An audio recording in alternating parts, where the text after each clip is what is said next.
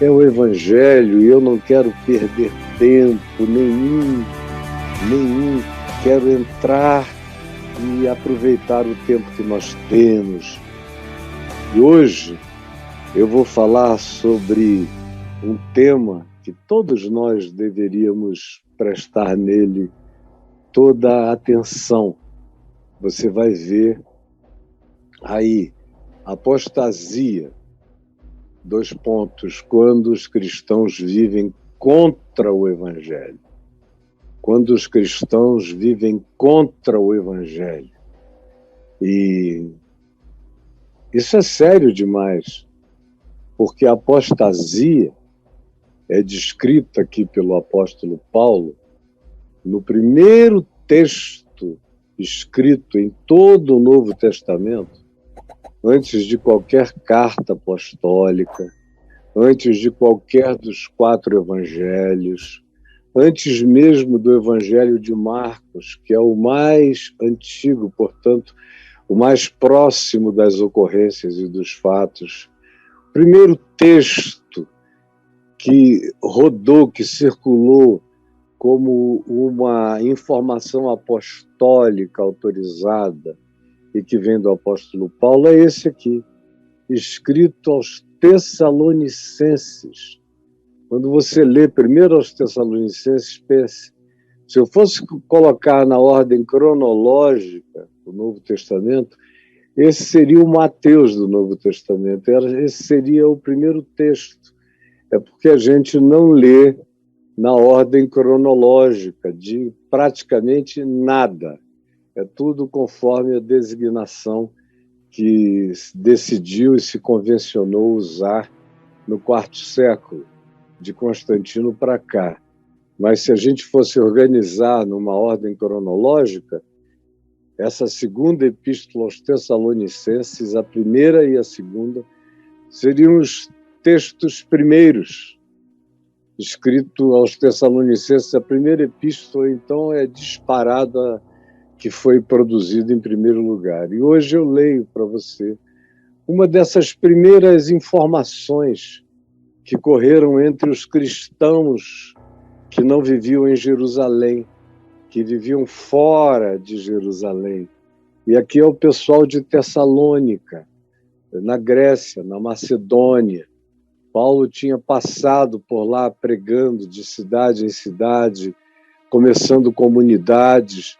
Em cada lugar ele sofreu, foi perseguido, foi apedrejado, foi molestado, sofreu toda sorte de abusos de natureza física, de natureza social, política, econômica, pelo esforço imparável, indomável da alma dele, que era indomesticável em relação ao compromisso com o anúncio do Evangelho aonde ele fosse, aonde ele chegasse.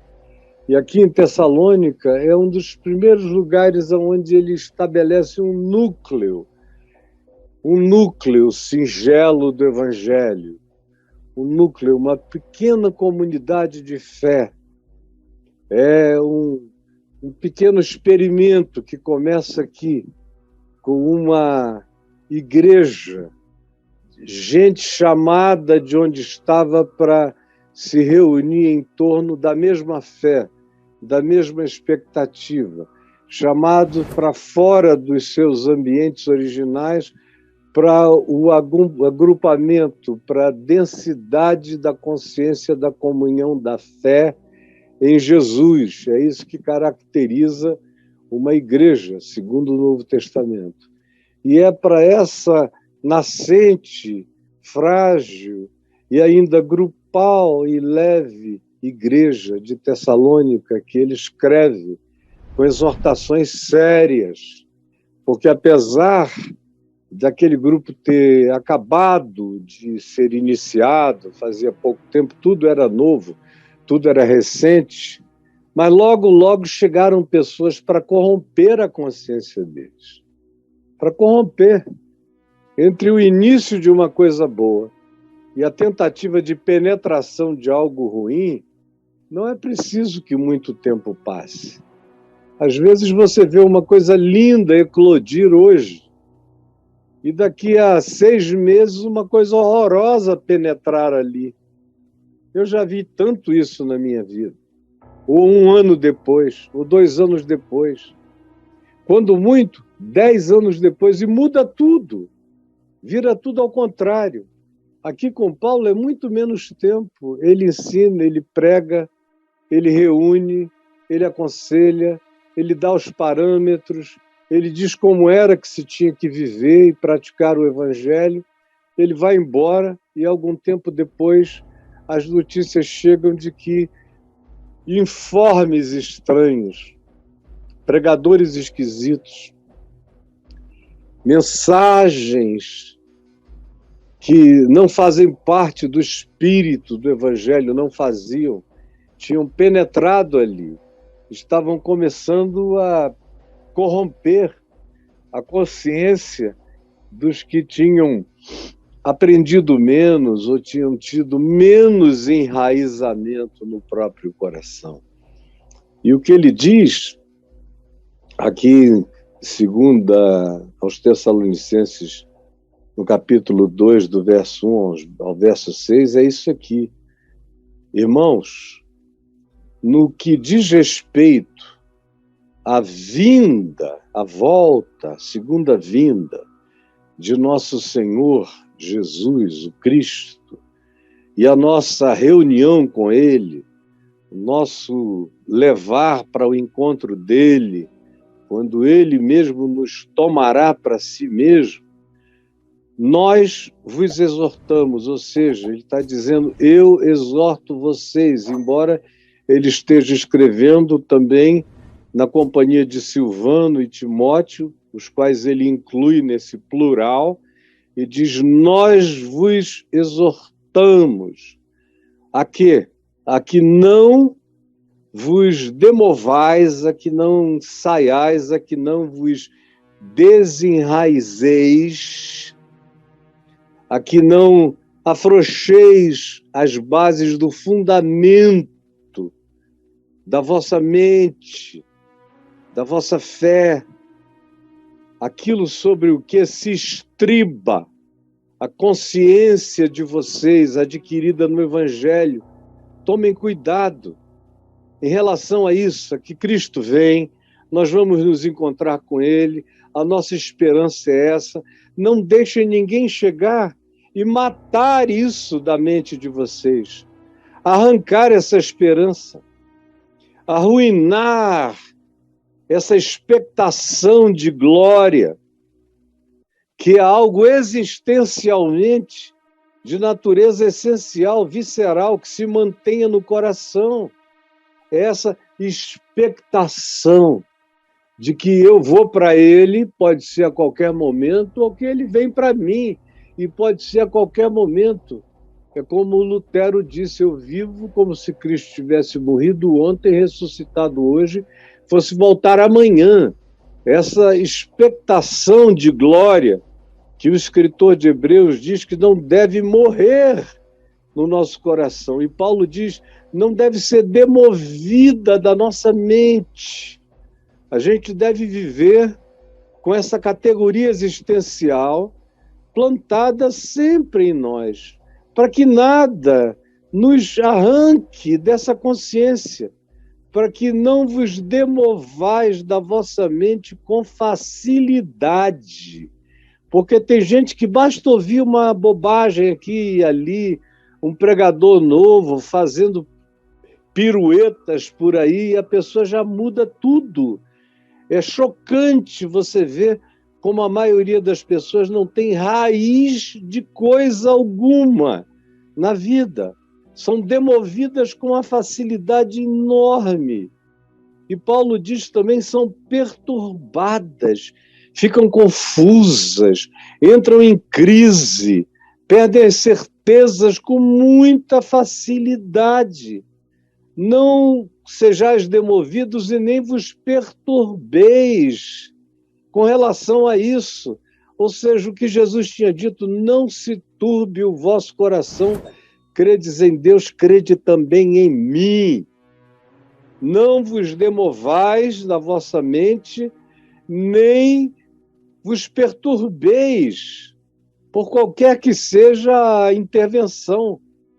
Não permitam isso, não facilitem isso.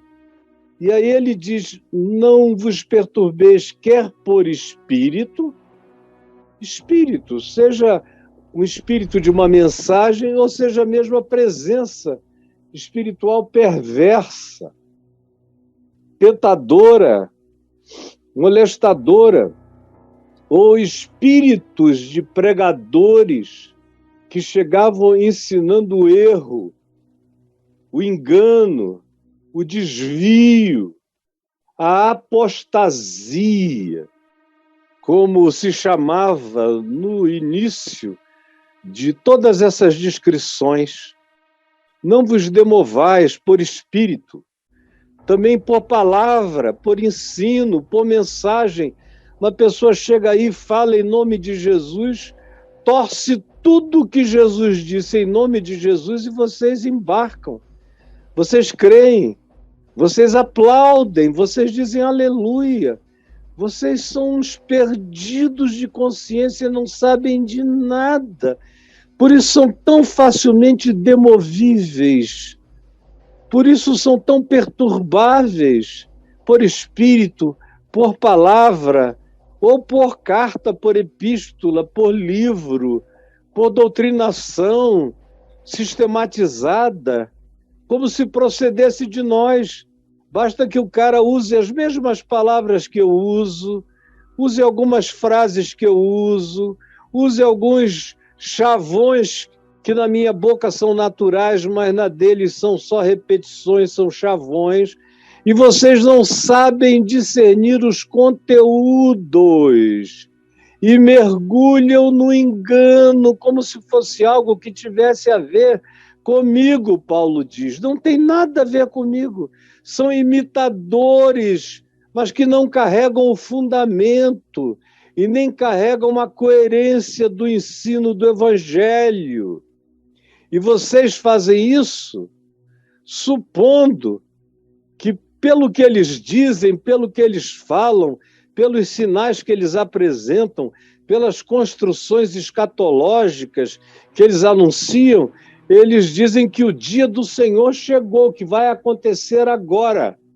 E aí vocês ficam perturbados, tem gente que quer largar tudo, tem gente que não quer trabalhar mais, tem gente que para de estudar, tem gente que não continua com a vida, tem gente que se desmobiliza completamente, tem gente que desiste do casamento, tem gente que, anunciada essa expectativa de que vai acontecer agora, nesse instante, a qualquer momento, embora o indivíduo seja exortado a viver com essa esperança, com essa expectação da volta do Senhor, ele não é ensinado por Jesus nem pelos apóstolos a marcar data, a ter expectativas de precisão, essas escatologias que vão prevendo e escrevendo os organogramas da volta de Jesus, como a maioria de vocês recebeu pronto, tudo mentira, tudo fajuto, tudo inventado, tudo criado, tudo construído, tudo sistematizado, tudo lego escatológico, não passa disso. E vocês vivem em estado de perturbação, porque não tem a raiz da consciência do Evangelho plantado em vocês. Tudo perturba, tudo angustia, tudo é será que é? Meu Deus, será que eu estava perdendo de saber isso? Nunca confiam que aprenderam o que é certo. Qualquer novidade é aquilo no que desejam embarcar. São os filhos das novidades, são gravidezes de tesão, de momento, de instante, de one night stand. Aquela menina que fica grávida de um cara de uma noite só, que passou por ela. Assim como pregadores de uma noite deixam, às vezes, sêmens de erro, sendo gestados na alma das pessoas, e que às vezes vêm à luz e corrompem a existência do indivíduo todo, da pessoa. Não se deixem levar por isso, Paulo diz. Nem de nenhum modo, ninguém vos engane, ele diz. Não deixem que ninguém, pessoa nenhuma, engane vocês. Vocês já me tiveram, eu encontrei Jesus, eu ensinei a vocês, eu dei a vocês o que eu recebi, com toda fidelidade. Agora chega qualquer um de orelhada, sem vida com Deus, sem experiência. Qualquer garoto, qualquer um que venha, qualquer arremedo, qualquer imitador, qualquer palrador que só está interessado na própria fama, chega e vocês embarcam. Mas ninguém vos engane de modo algum. É o apelo dele. Por favor, olhem para o coração de vocês, vejam de quem vocês aprenderam a história e a consistência daqueles de quem vocês aprenderam o evangelho puro e simples.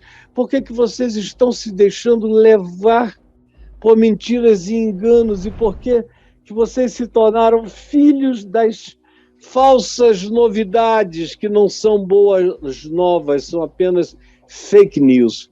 Por quê? Por quê? Não, ninguém vos engane, porque isto, a volta do Senhor, esse momento absolutamente crítico, único, definitivo, para nós que temos esperança e fé, esse tempo, essa hora, que o Senhor Jesus disse que ninguém sabe, nem os anjos nos céus, nem o Filho, ninguém sabe. É um mistério do Pai, em relação ao qual o Filho se esvaziou, para que Deus seja tudo em todos, ele próprio, Filho, subsistido em forma de Deus, não seja nada além de um servo obediente. Nessa relação, ele diz, ninguém vos engane, porque a volta dele, e esse dia, não acontecerá sem que antes venha, primeiro, a apostasia. Apostasia é um abandonar da palavra original, do ensino original. No caso aqui, é um abandono do evangelho em troca de doutrinas, e eram doutrinas cristãs, pseudo-cristãs, ou judaico-cristãs, ou eram misturas de judaísmo messiânico com alguma doutrina dos apóstolos, formando um híbrido, com conclusões escatológicas que eles iam criando, construindo, sistematizando de acordo com o interesse que eles julgavam que provocavam nas mentes mais tolas, mais incautas, menos ensinadas, menos enraizadas. E o que acontecia então, no início do primeiro século, imaginem hoje. 2000 anos depois, o tamanho do engano e da loucura que não tomou conta de nós e não toma conta da grande maioria das mentes humanas. Mas Paulo diz, ninguém vos engane, porque o Senhor não vai voltar e esse tempo do fim não vai se concluir antes que venha a apostasia da igreja. Quando a igreja vai se tornar um ente irreconhecível. Ela vai usar o nome de Deus, vai usar o nome de Jesus, vai usar chavões e jargões que se identificam com a mensagem do Evangelho, mas eles não vão ter nenhum conteúdo da palavra. Não vão ter o amor segundo o Evangelho, nem a pureza da fé segundo o Evangelho, nem o compromisso com a justiça e com a verdade, com a compaixão, com a bondade, com a misericórdia, com a longanimidade, com o domínio próprio, com a mansidão. Não, tudo isso eles vão chamar de tolice, de coisa de idiota, de bobo, eles vão querer mesmo fazer o que quer que digam que eles devam fazer para acelerar essa volta do Senhor, mesmo que seja praticando coisas totalmente contrárias ao Evangelho, maquiadas, envernizadas com o nome de Jesus, mas sem nenhum Evangelho no seu conteúdo. Meu Deus, até quando eu vou repetir isso e até quando você não vai entender? O Senhor não vai voltar antes que a igreja fique como a igreja está ficando. E, num certo sentido, já ficou. E, em alguns sentidos, levando em consideração o adiantado da hora, a evolução da história, como a gente hoje vive numa democracia, com instituições de pesos e contrapesos, balanços e tentativas de equilíbrio para que não surjam ditaduras, nem ditadores, nem déspotas, nem dominadores. Essas instituições todas, bem como a própria Constituição, foram elaboradas para evitarem o surgimento de entes despóticos entre nós. No entanto, vocês vejam como, apesar do que a gente tem, que nos dá um equilíbrio institucional enorme para não deixarmos os absurdos proliferarem, é a própria igreja que hoje em dia se associa ao absurdo, promove, promulga, divulga. Como nos Estados Unidos, a igreja é uma das maiores apoiadoras do lobby de armas.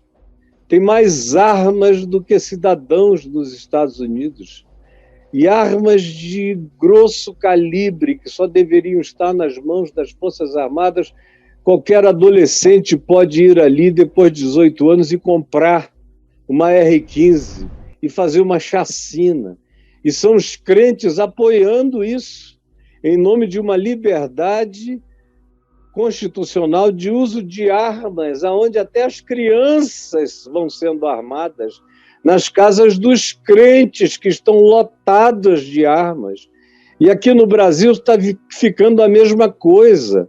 Não somente disso, mas a violência, a quantidade de gente que prega ódio, que prega violência, que prega o arrepio, que prega o abuso do próximo em nome de Deus, que se sentem com superioridade por serem crentes sobre os demais cidadãos da sociedade e que acham que receberam de Deus a unção do domínio, do controle, da opressão, da determinação, como se fossem verdadeiros ayatolás iranianos determinando a vida das pessoas em sociedade, suprimindo os direitos, querendo, de fato, acachapar minorias e gente que sabe menos, pode menos, tem menos.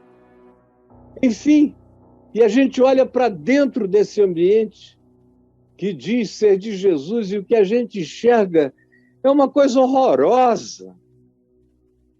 Nem fora, frequentemente, a gente encontra tanto barbarismo, tanto horror, tanta raiva, tanto ódio, tanta hostilidade, tanta intolerância, tanta mania de que está sendo oprimido e por isso oprime o outro, com uma força enorme, com uma desigualdade brutal.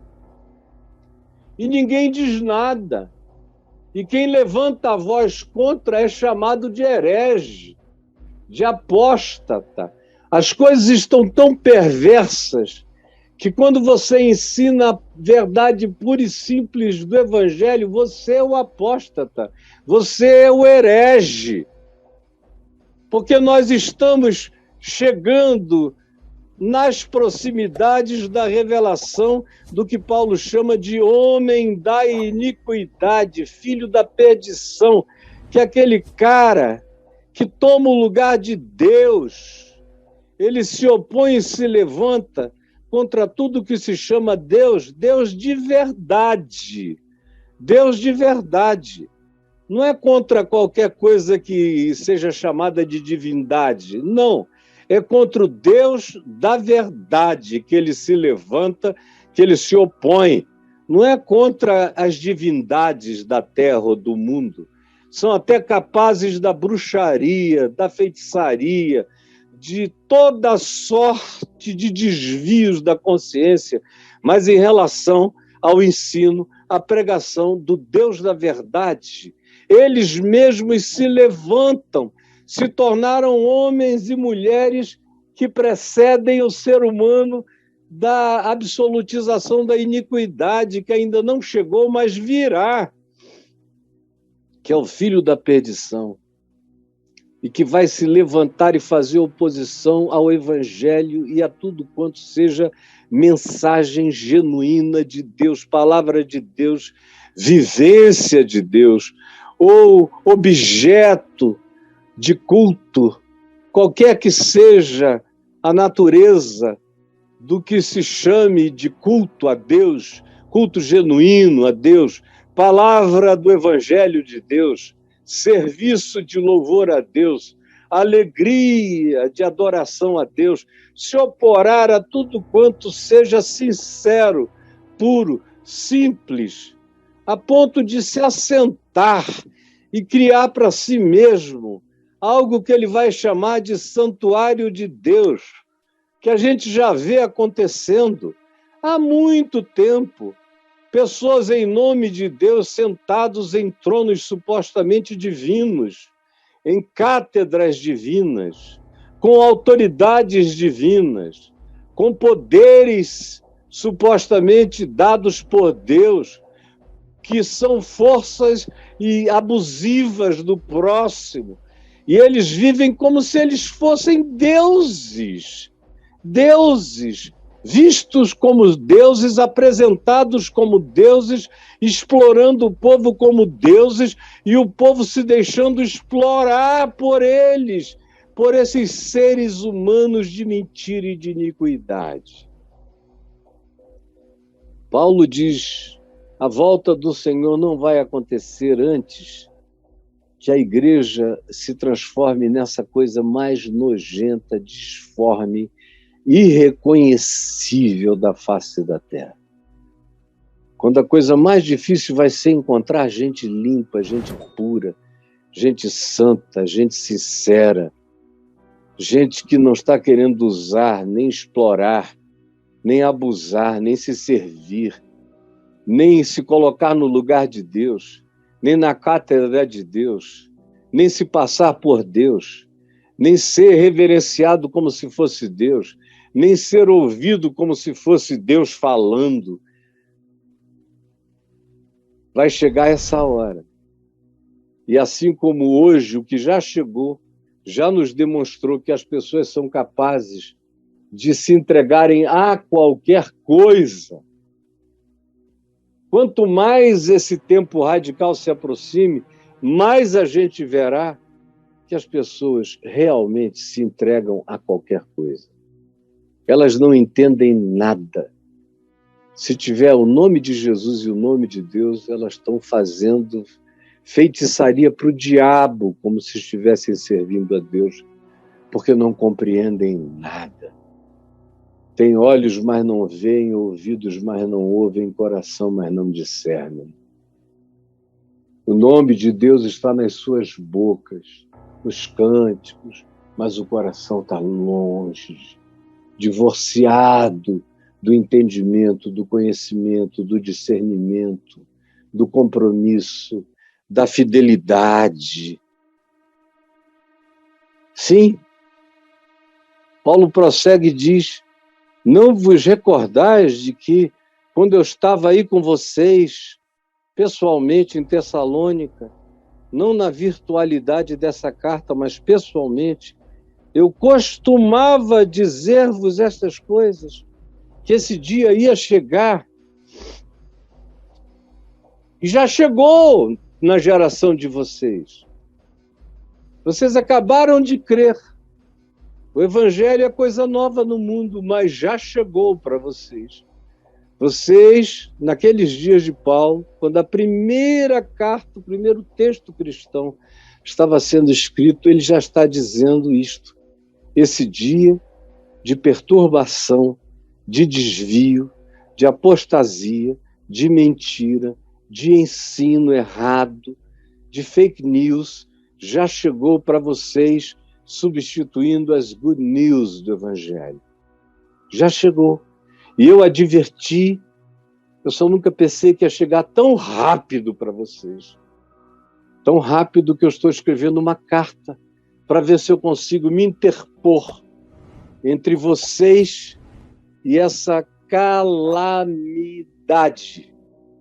E aí ele conclui dizendo o seguinte: e agora, hoje, sabeis o que detém a manifestação final, plena, absoluta, dessa apostasia, desse homem da iniquidade, dessa manifestação definitiva de como o nome de Deus e de Jesus estarão profunda e inseparavelmente associados ao diabo, ao anticristo, ao homem da iniquidade. Ele não vem em nome de Satanás, ele vem em nome do Deus da verdade, em nome de Jesus, enganando, se possível, como Jesus disse, os próprios eleitos. É falsa mensagem, é falsa profecia, são falsos pregadores, são falsos evangelhos, são falsos espíritos, dando testemunho e as pessoas crendo no engano, no engodo. Paulo disse, eles não se manifestaram em plenitude, só vão conseguir. Preste atenção. Só vão conseguir se manifestar em plenitude absoluta quando aquele que o detém, quando esse poder, quando isto, é uma expressão que aqui no grego é um artigo de natureza impessoal, não é masculino, não é feminino, é uma coisa. Quando isto, um poder, uma força, quando isto, ou um testemunho, quando isto que o detém for retirado, quando isso for retirado, então será revelado o homem da iniquidade, a apostasia total e absoluta. Mas enquanto isso, ela cresce, vai se expandindo, vai pervadindo, vai penetrando. É como um fermento na massa, vai levedando tudo, vai corrompendo tudo, não vai deixando nada no seu caminho, como a gente já vê hoje. E olhe que esse tempo, na sua plenitude, ainda não chegou. Preste atenção nisso. Esse tempo, na sua plenitude, ainda não chegou, mas ele está chegando. Está chegando, vai se aproximar cada vez mais e ele vai acelerar-se. Nós não vamos ter que esperar mais 2000 anos de 2 aos Tessalonicenses para cá, e olha o que aconteceu nesses 2000 anos. Já mesmo antes de Constantino, antes do quarto século, tinha acontecido uma quantidade de loucuras. Mas do cristianismo, da instalação constantiniana do que a gente chama de cristianismo no quarto século para cá, surgiram as maiores loucuras, as mais impensáveis, as maiores apostasias, praticadas em nome de Jesus, mas está longe de ser tudo. Longe. A gente teve aqui e ali alguma esperança de que algo mudasse. Em todas as gerações houve algumas luzes, às vezes só vagalumes, mas luzes, ou às vezes apenas a soma de vagalumes, mas algumas luzes. O século XX teve alguns momentos em que nós pensamos que alguma coisa nova iria se instalar por um tempo maior na igreja. Mas foi tudo muito rápido. E o que veio com mais velocidade ainda foi a apostasia, que começou nos anos 90 e que cresceu na primeira década dos anos 2000 e que tomou formas impensáveis na segunda década dos anos 2000 e que iniciou essa terceira década do terceiro milênio, que é que a gente está vivendo agora, de uma maneira aceleradíssima de maldades e perversidades, como a gente não podia nem imaginar.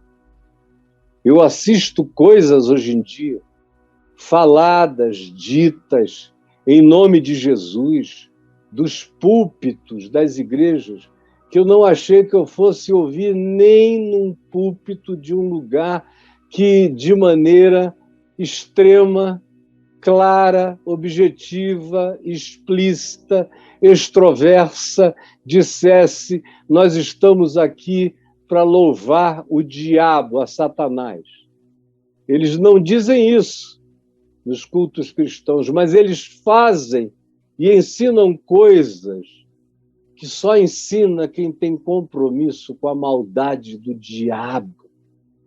Mas porque dizem em nome de Jesus, em nome de Deus, com aleluias e aplausos, vocês todos embarcam, vão embora, dizem aleluia, choram, se emocionam ouvindo engano, mentira, devaneios, invenções, maluquices e insanidades que corrompem a alma, que destroem o ser, que não deixam aquela genuína esperança da volta do Senhor se instalar.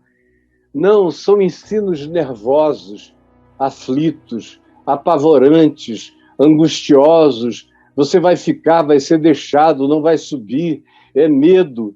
Não está dando dízimo, vai ficar. Não está frequentando o culto, vai ficar. Não está fazendo o que a gente manda, vai ficar. É tudo na base do pânico e do medo.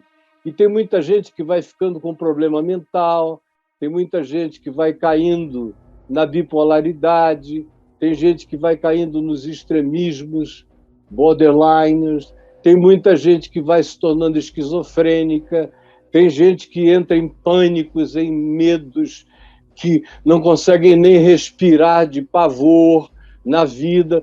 Tudo isso sendo ensinado em lugares de cultos em nome de Jesus, tornando a pessoa que deveria esperar a volta do Senhor em paz, com exultação feliz da esperança, em gente nervosa, fanática, apavorada, adoecida, sem certeza de nada, fazendo tudo que mandam fazer, porque eles controlam você pelo medo, pelo medo, pelo medo.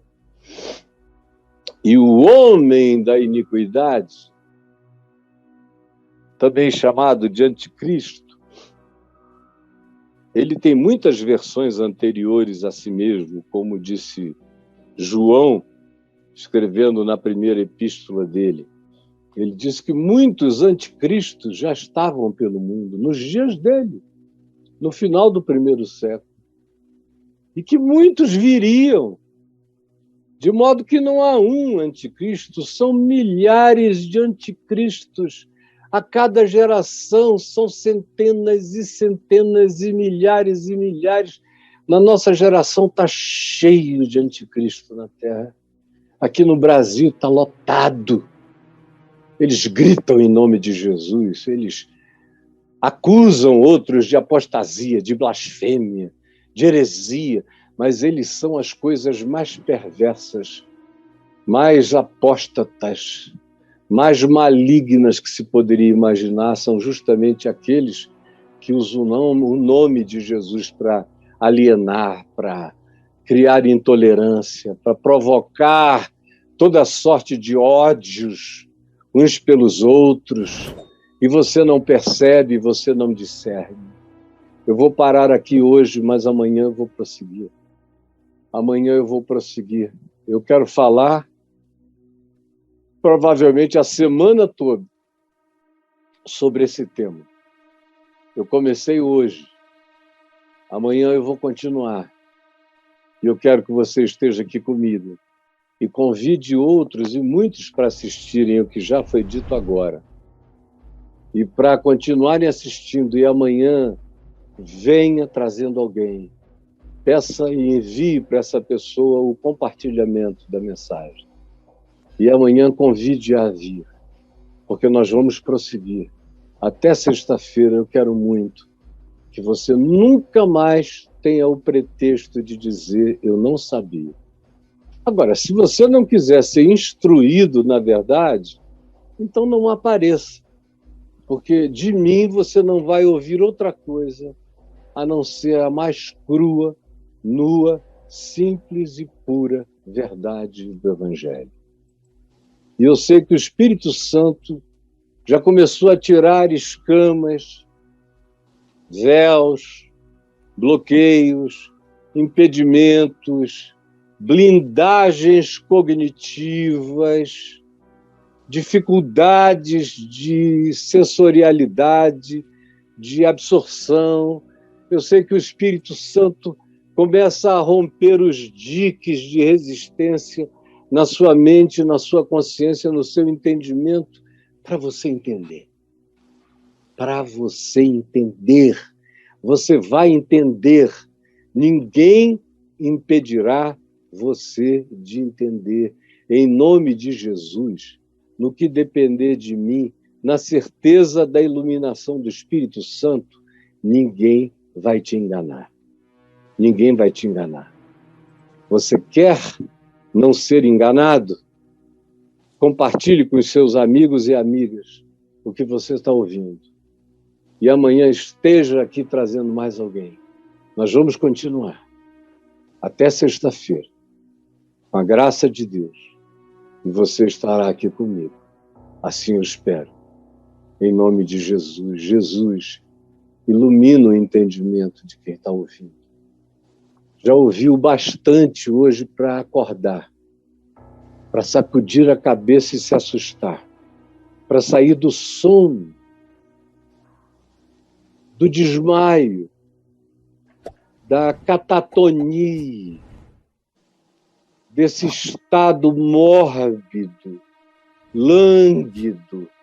Acorda, desperta esses que dormem, levanta-os de entre os mortos, que tu os ilumines, ó Cristo Jesus, que a tua face, que o Evangelho, esplendendo o teu rosto, a tua glória, o teu perfil, a tua fisionomia, segundo o teu caráter revelado no Evangelho, seja trazido e demonstrado no coração, no entendimento, na compreensão, no discernimento de cada um.